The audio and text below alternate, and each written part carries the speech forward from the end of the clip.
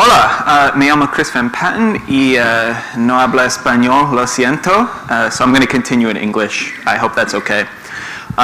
This is a talk that I first gave a version of at WordCamp Toronto last year, where I had 60 minutes.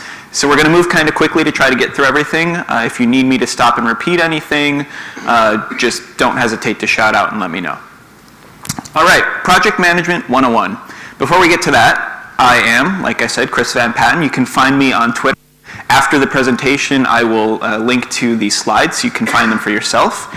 And also, I love getting pictures of while I do these talks. They're great to share on social media and my website and all. So the person who gets a picture that's the best picture and sends it to me on Twitter, I will give you 30 minutes of my free consulting time if you have the best picture. So there you go. I am the founder of Van Patten Media. We are a New York-based WordPress agency that we do a lot of work with big publishing companies, magazines, things like that. We also have a couple of our own products based on WordPress, plugins, and as well as some kind of web app stuff. As I said, I'm a New Yorker, but I've been here in Barcelona since February doing the whole digital nomad thing, and I love it. And this is my first European WordCamp, and I'm so happy it could happen in Barcelona, which is a city I've gotten to know and love. So, back to Project Management 101. What is project management? There are a lot of definitions out there. It's probably not fair to say there's one definition, but here's what I say. I say project management is coordinating the various elements of a project, this is the important part, to complete it on time and on budget.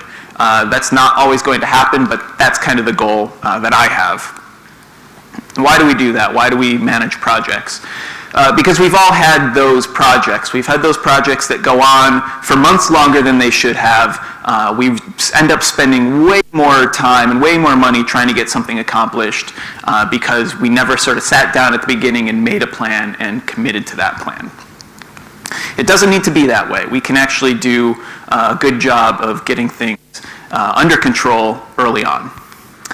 Plan, like I said. So plan the project before you win the project. This is the first step. Before you even commit a line of code, before you even create the repo on GitHub or wherever you're working, you need to start with your proposal. So the proposal is, in my opinion, the most valuable tool for project management. And if you're not writing proposals, I think you should. Now here's the catch. You don't even have to share them with the client. The proposal, in a sense, is a commitment that you can make to yourself without even letting the client in on the secrets, without letting them see everything. If you're writing proposals before you start a project, it's going to give you the time to think through the problems before they come up. Proposals help set expectations by saying, this is what's going to happen, this is how it's going to happen, this is the order that things will happen.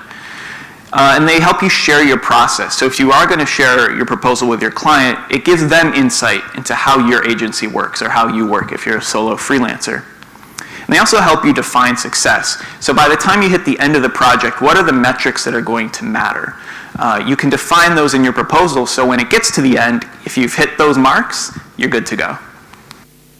Now, it's important to be honest. In a proposal, it can be very easy to try to oversell yourself, to hype up your agency or yourself as a freelancer and say, oh yeah, we can do that and it'll take a day. If it's not going to take a day, don't say it's going to take a day. No matter how good your intentions are, lying to clients is never, ever a good thing. So be very upfront about what you can do. I find that clients respect that honesty and really appreciate it. Bluster will come back to bite you.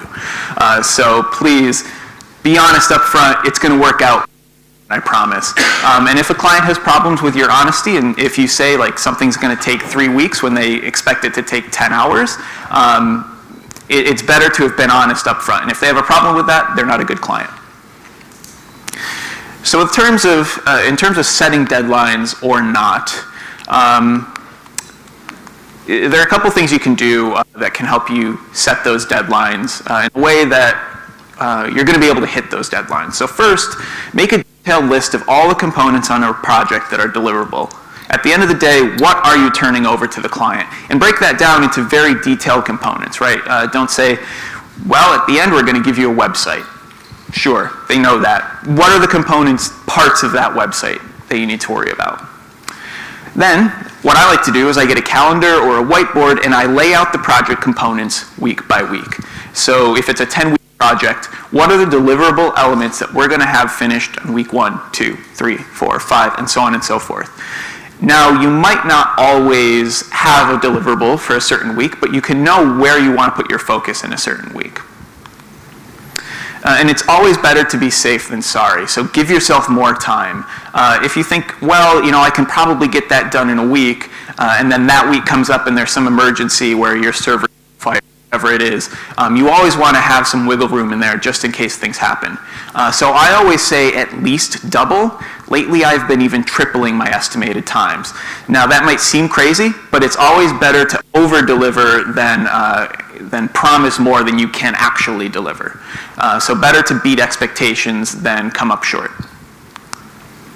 Now, if you're working with a team, include them in the scheduling process. So if you're an account manager and you're the one preparing a proposal, get developers on board.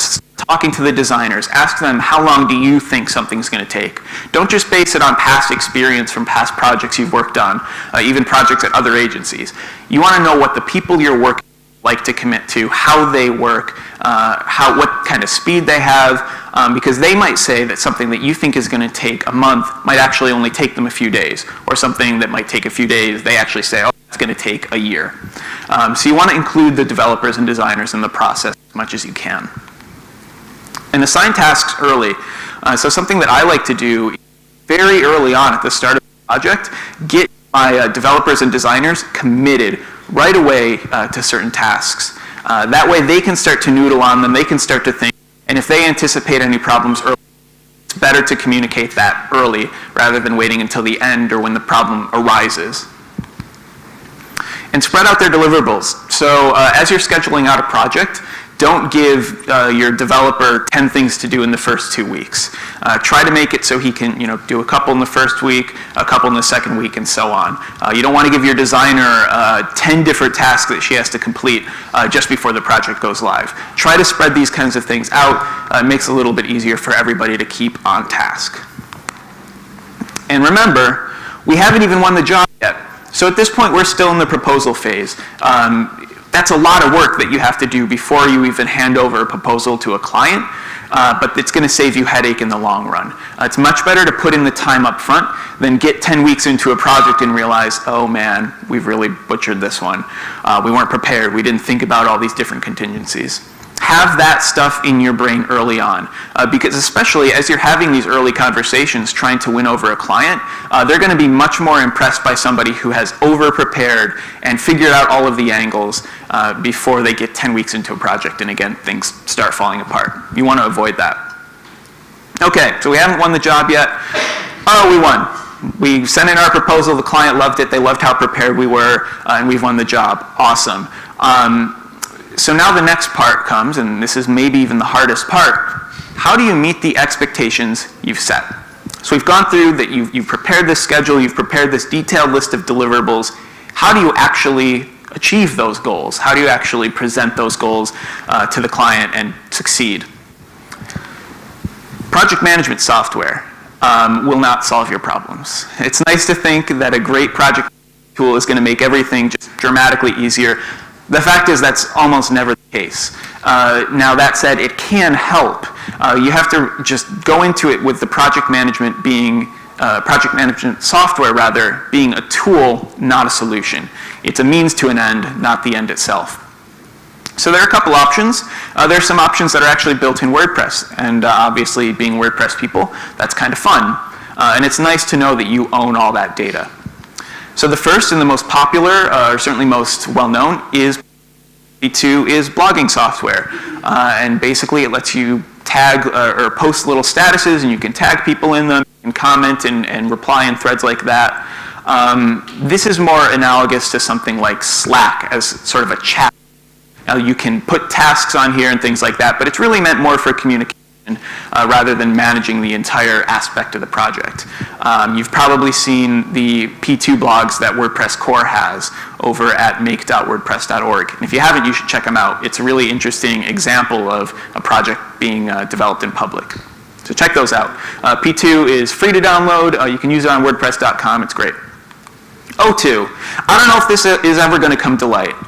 So I gave this talk in November of last year, and at that time, it, I think, had been in development for over a year.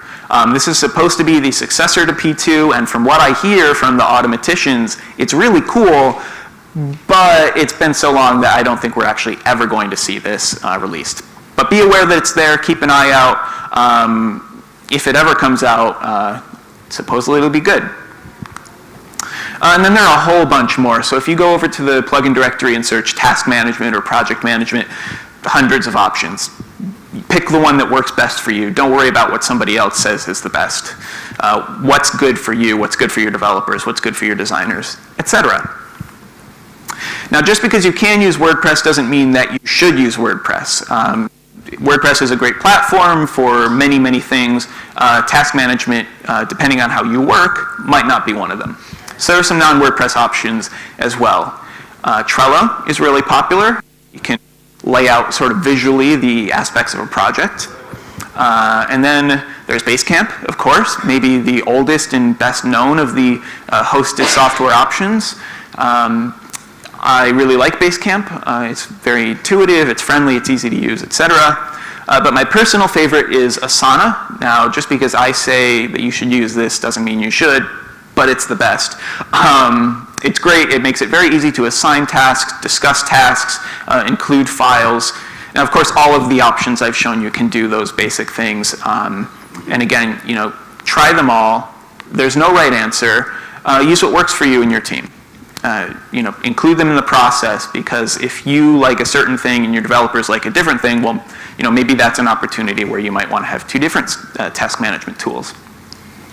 So again, the essential features: the ability to assign tasks, to make somebody responsible for a task and have the software say that they are responsible for that task. The ability to set due dates. Again, we talked about scheduling and calendars earlier on. You want to be able to put those deadlines onto the tasks themselves. And basic task discussion. You don't want to have too many lengthy conversations over email if you can help it. So try to centralize those in your task management tool. Now, should I give my client access? I've given this talk twice now, and there's a missing word there. Okay, anyway, should you give them access? It depends. There's really no right answer for this. Let's look at some of the pros. So one, it's going to keep everyone on the same page. Your client's going to see exactly what's going on, what the discussions are, what the tasks are, etc. And it's going to save you, because you don't have to communicate so much directly to your client, because they can drop into the task management tool and see it for themselves. Now the cons, information overload. Your client doesn't need to see that, oh, we need to add that function to the template at that one line of that one file. That doesn't matter to them. They're not developers. And it might be oversharing. It also limits your flexibility. So this can get a little dangerous, but you never want to lie explicitly to a client. But if you've got a little bit of wiggle room that you're going to try to use to make it easier to be more flexible and maybe, you know, finish something earlier and then jump into the next thing, you don't want your client to necessarily know all of those secrets. They don't need to know. It's not going to affect the end results. So, you know, you might not necessarily want to share that inside baseball, as we would say in the US. Middle ground. So I like to share a high-level overview project with broad tasks. So we have a separate project that our client has access to that has maybe the 5 or 10 main tasks in a project, and then the one that developers and designers have access to, which is, you know, hundreds of tasks, very minute detail. This, I think, is a really great approach that's going to keep clients happy. Another thing you can do is sync up meetings with your client and with your developers. Keep these under 10 or 15 minutes. Just literally a status report: what are you working on this week, or what did you accomplish this week? These are really valuable ways to sort of keep the communication open, because you do want to communicate consistently. That's very important, to continue the conversation at all times. If you go a couple days and you haven't heard from somebody, or if there haven't been any commits or whatever it is, you want to be very clear about getting that communication open up again and figure out what's going wrong. What are the problems? Don't overshare, and raise problems early. Bring up something sooner rather than later, so you don't get a week in and realize, oh man, everything's on fire. And let go of your pride. This is very important. Be open to admitting that something went wrong. If your schedule is way off and you're into a project, you're in deep, admit it to a client up front. Being open and honest as often as you can is super valuable. And finally, we're going to breeze through this really quickly, planning for the end. So we're getting toward the end of the project, or we're partway through, now we have to plan for the handover and things like that. Start planning that early. So in the first few weeks, I like to get a launch list ready. So this is all the little things we need to do to launch a website. And we need to get the Google Analytics code. We need to get the server information. We need to make sure the DNS is pointing to the right place. All these little things that you might forget about until you're actually doing them, we like to set that as early as possible. So again, hosting, passwords, domains, get that figured out at the start of the project rather than so you don't end up with a finished website and know where to put it. You want to get that sort of started off early. And then, of course, there's planning for after the end. So we've launched the site, the project's done, the client's happy. Who's going to be responsible for maintenance? You want to get that sorted out early on. Is it going to be you? Are you going to hire a service like WP Curve or one of these other sort of monthly WordPress development services? Figure that out as early as you can. Who's responsible when you're done? So once you hand it over, does your agency continue to work with the client on changes? Or are you someone who just kind of likes to finish it up and push it off on them? There's no wrong answer, but you need to set that expectation early on. A little planning goes a long way. You're not going to solve every problem day one, and be open about that. You're trying your best, but things come up. It's just how it works. But it's better to be honest than not. But you will solve many of them. By putting all these different planning elements in place, it's going to make it a lot easier for you to get through a project without things going bad. So that's all. Again, at Chris Van Patten on Twitter, and that is the link to the slides which are already up on my blog. Thank you so much.